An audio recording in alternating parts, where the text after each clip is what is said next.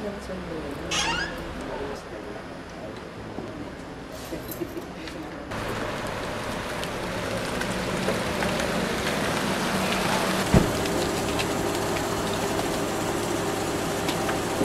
morning, ma'am.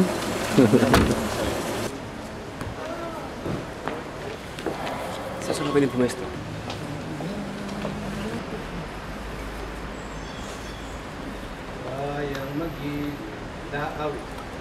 Bayang magiliw sa silanganan, alab ng puso sa dibdib mo'y buhay. Nang magiting sa manlulupig, di ka pasisihil sa dagat at bundok, sa simoy at sa langit kong bugaw. May dilagang tula at awit sa paglayo.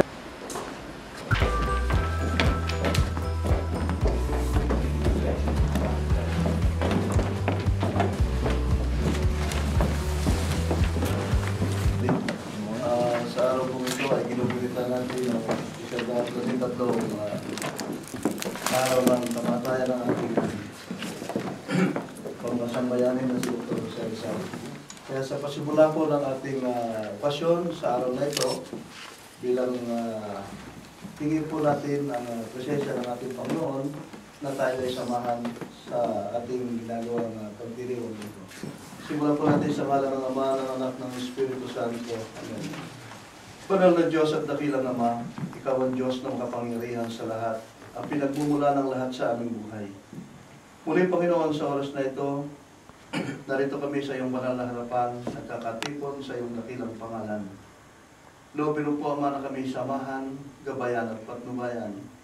Loobin mo po, Ama, ng aming pamasambayanin na si Dr. Rizal ay kalagayan mo sa iyong sinapunan, bigyan ng kapayapaan sa iyong piling. Loobin mo rin po, Ama, na ang aming mahal na ina ng matutulong ng Pilipino ay patuloy mo po, Ama, siyang bigyan ng lakas. Pagpatuloy niya, Panginoong Mapastor, kanyang mga nanasakupan. Kung magpapalagaan niya kami, kanyang lakas.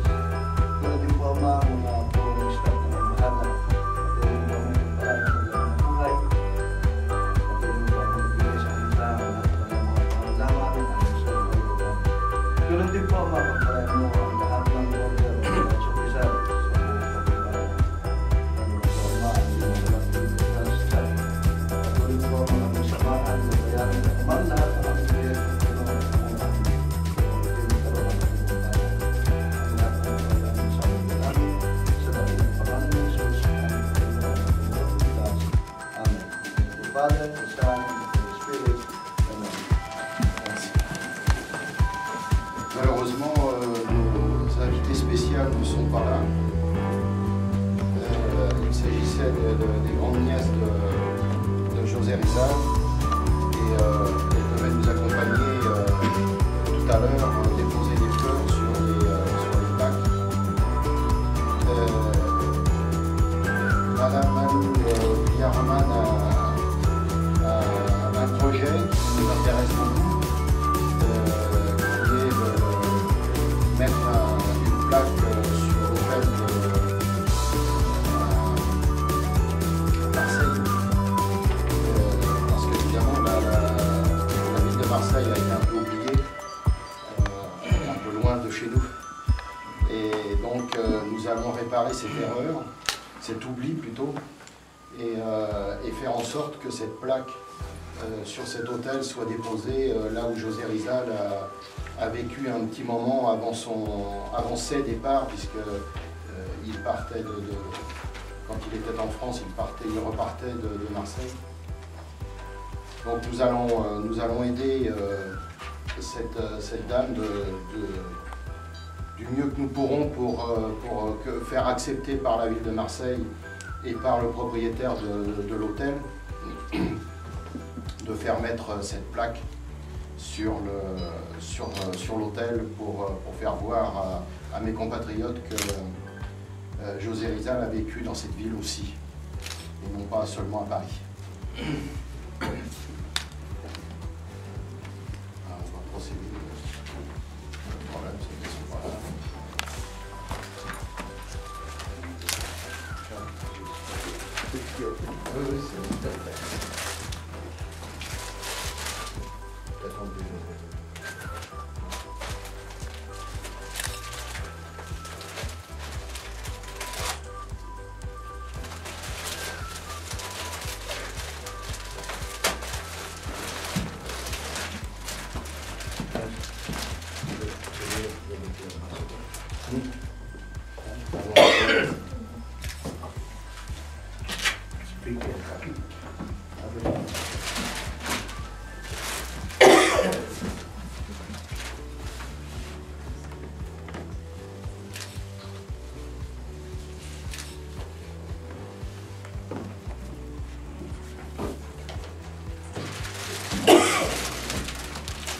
things in the absence of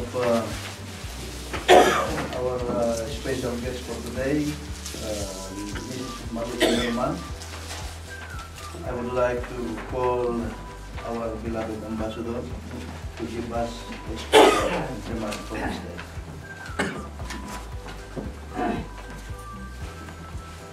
Magandang umaga po sa inyo lahat. At pinagbigyan naman po tayo ng Diyos na hindi tayo inulan. Nagkaroon po tayo ng okasyon na mag-flag ceremony. Kasi pag umuulan, hindi po tayo makaka-flag ceremony ng buo at maging pa sa mga kawat. Today, 113 years ago, was a turning point in Philippine history. We know very well that it was the martyrdom of Dr. Jose Rizal, our national hero, that sparked the nationhood of the Filipino people. We know that his ultimate sacrifice of martyrdom sparked in us that innate patriotism to give up ourselves for our country. And that message still is very relevant up to today. Tayo po'y kasabay ng maraming Filipino communities abroad at lalo na sa ating sariling bansa. Ngayon po sa pagdiriwang ng araw ng kagitingan ni Dr. Jose Rizal. At dito sa France, lalo na dito sa Paris, lalong mahalaga ito kasi for a period of time, siya ay nanirahan dito. And he loved France. He was always inspired by the ideals of democracy and freedom and equality of the people in France. And he drew strength in coming here often. And now that we are gathered here, though we are not many, it is a weekday, and notably not many of us could join. But I think the very fact that we take time from our schedules to honor a hero who we in this year say commemorate with the theme of kabayanihan ni Dr. Jose Rizal, daluyan ng kagitingan at pagkakaisa. It means literally the heroism of Dr. Jose Rizal is the stream of nobility and unity for our nation. It is a stream. Why? Because from it flowed our own spirit of unity and spirit of love of country, which we now want to emulate, especially now that we are in a difficult time in our country. I'd like to take this occasion to thank the Philippine community, and especially the Knights of Rizal, the Masalang Inter France Chapter, for really organizing this day of remembrance with us here in the embassy. We take time to honor our national hero because he remains really for us a very relevant figure. One whose ideals goes beyond through the years, and which we hope we will also bequeath to our generations of Filipinos, our children and grandchildren, who may no longer be even able to see the place of his birth or even the place of our own country. Sometimes it takes very long for our own children or grandchildren to be able to come and see for ourselves how our nation has been 113 years after Dr. Jose Rizal gave up his life and had the courage to face up against tyranny and oppression, against colonial rule. Let us not lose this sense of nationhood.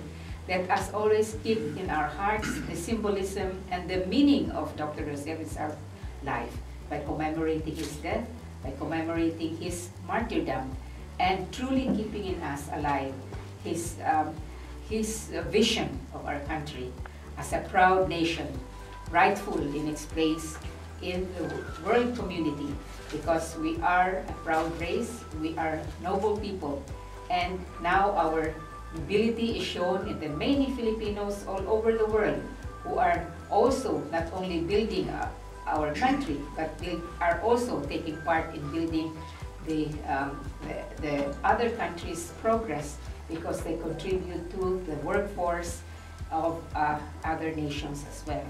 So now I will hopefully encourage you to participate in the other activities of this day, There is the Place de Rizal that we now are proud to call our own.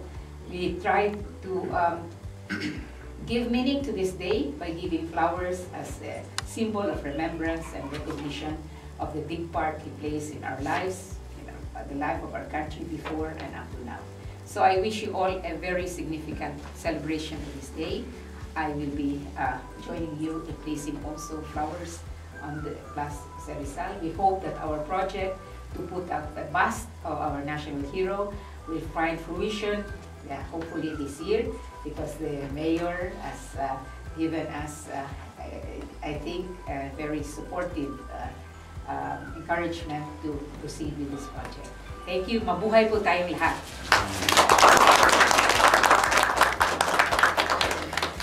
Your Honor, our beloved Consul General, beloved Consul Ameda, and the embassy staff, together with the military attaché.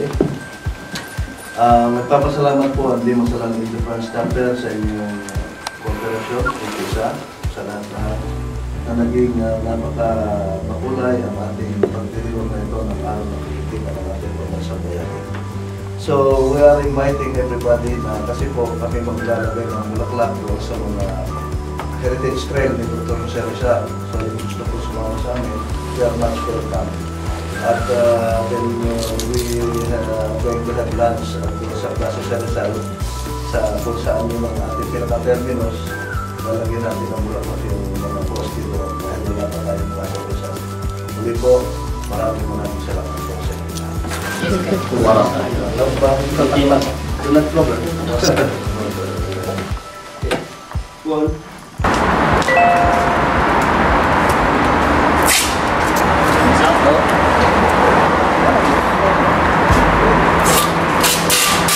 Ngayon mo lang siya dito makikita, no? Oo.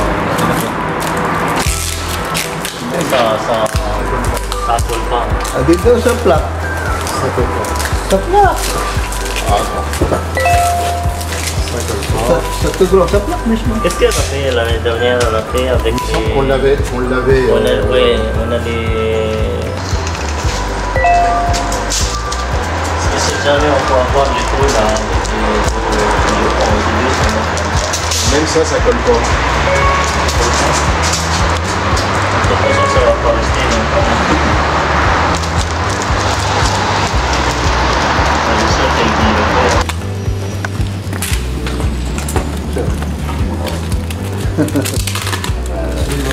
Si ça tient, mais je suis pas sûr que ça tienne sur... Ça tient. C'est pas. Ça tient. C'est bien un peu plus longue. Parce que là, c'est un peu court. Hein. I won't tell them. Kailangan na talagang din natin dahil halos napupusak na, no? Voilà, ça va pareil. Hein. Correct. Talagang buhay mo usada.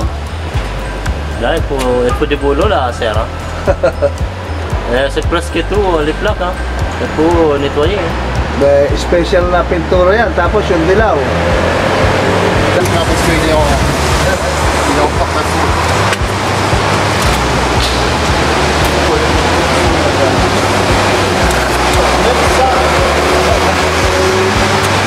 Ah oui, c'est ça. Ça va tomber, hein? Non?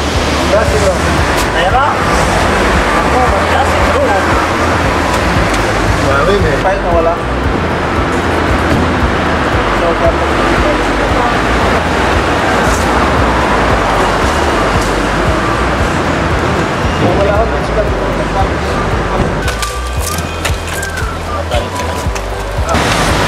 Text prepared by the Knights of Rizal, Dumasalang's chapter on the history of and life of Rizal.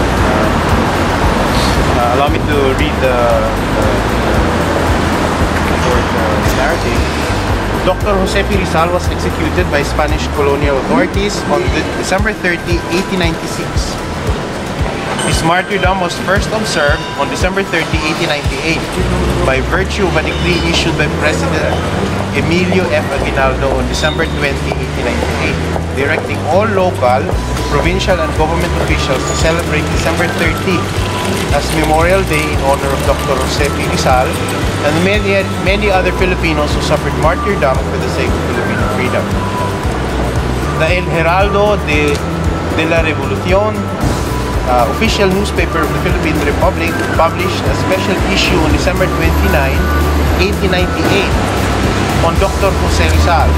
In this issue was first published the poem composed by poet laureate Don Cecilio Apostol entitled Al Héroe Nacional, to the national hero. This poem showed that the Filipino people, years before the Americans occupied the Philippines, already looked up to Dr. Jose Rizal as their national hero. Dr. Rizal was shot at 7:03 a.m. Of December 30, 1896. His mortal remains were immediately buried outside the Paco Cemetery on the very spot where martyred Father Jose Burgos was buried 24 years earlier. News about Dr. Jose Rizal's execution caused profound sadness in Europe and the Americas. Dr. Ferdinand Blumentritt, a close friend of Dr. Rizal, lamented the latter's death. Rizal's execution, he said, is an act inimical to the Spanish dominion. The death of Rizal, the newspaper La Patria declared, gave life to his country, and the life of his country is the death of its persecutors. Today we mark the 113th anniversary of Dr. Jose P. Rizal's martyrdom. Kabayanihan ni Rizal, daluyan ng kagitingan at pagkakaisa, or in English, Dr. Rizal's heroism, fountain of valor and national unity, is this year's theme. A race that has produced Rizal, declared University of the Philippines President Salvador P. Lopez, is destined to greatness. The Filipino race produced Dr. Jose P. Rizal. Every Filipino has a potential for greatness, like Dr. Rizal, because there is a hero in every Filipino awaiting to be unleashed.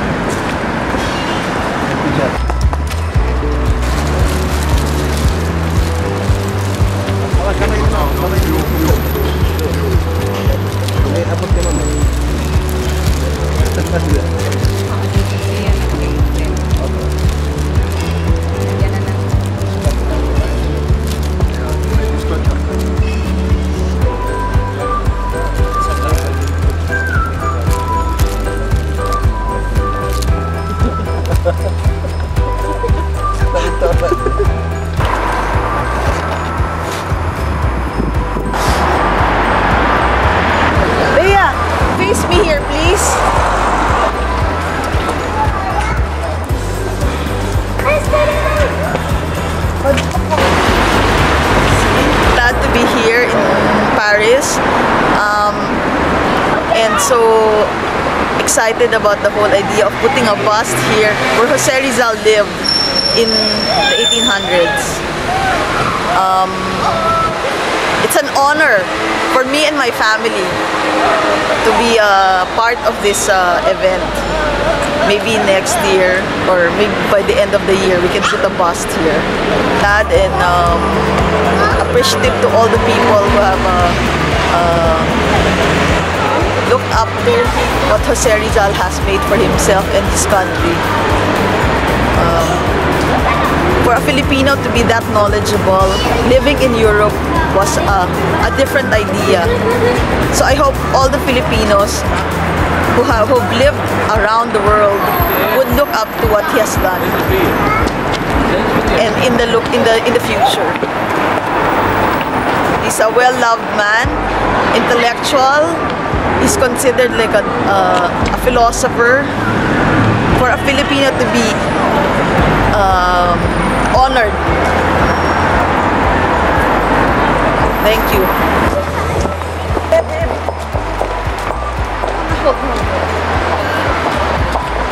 Kaya pala, siguro ito mga